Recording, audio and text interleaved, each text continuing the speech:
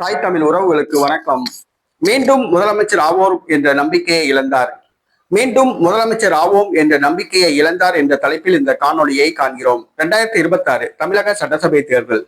முன்னாள் முதலமைச்சரும் இந்நாள் முதலமைச்சரும் மீண்டும் முதலமைச்சராக போட்டியில் உள்ளனர். முன்னாள் முதலமைச்சர் எடப்பாடி பழனிசாமி, இந்நாள் முதலமைச்சர் மு.க.ஸ்டாலின் 2 பேருமே மீண்டும் முதலமைச்சராக வேண்டும் என்ற போட்டியில் இறங்கியுள்ளனர். ஏப்ரல் 23ஆம் தேதி வாக்குப்பதிவு, மே 4ஆம் தேதி வாக்கு எண்ணிக்கை. இவர்கள் மீண்டும் முதலமைச்சர் ஆவார்களா என்பதை மே 4ஆம் தேதி தெரிந்துவிடும். தற்பொழுது கருத்து கணிப்புகள் வெளியிடப்பட்டு வருகின்றன. கருத்து கணிப்புகள் எல்லாம் கருத்து திணிப்புகளாக உள்ளன. திமுக, அதிமுக, தமிழக வெற்றி கழகம் ஆகியவை ஊடகங்களுக்கு பணம் கொடுத்து தங்களுக்கு சாதகமான போலி கருத்து கணிப்புகளை வெளியிட்டன. இவை கருத்து திணிப்புகள் என்றே சொல்லலாம். ஆரம்பத்தில் வந்த கருத்து கணிப்புகள் என்ற கருத்து திணிப்புகள் எல்லாம் திமுகவுக்கு சாதகமாகவே இருந்தன.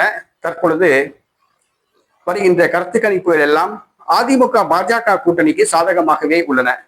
பிரபல அரசியல் விமர்சகர் தேவப்பிரியா கருத்து கணிப்பை வெளியிட்டுள்ளார்.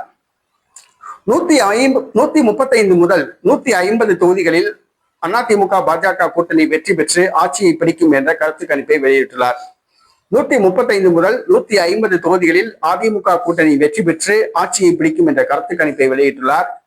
திமுக கூட்டணி அதிகபட்சம் 80 தொகுதிகள் வரை வெற்றி பெறலாம் என அவர் தெரிவித்துள்ளார். அதிலும் அந்த 80 தொகுதிகளிலும் திமுக தான் அதிக தொகுதிகளில் வெற்றி பெறும்.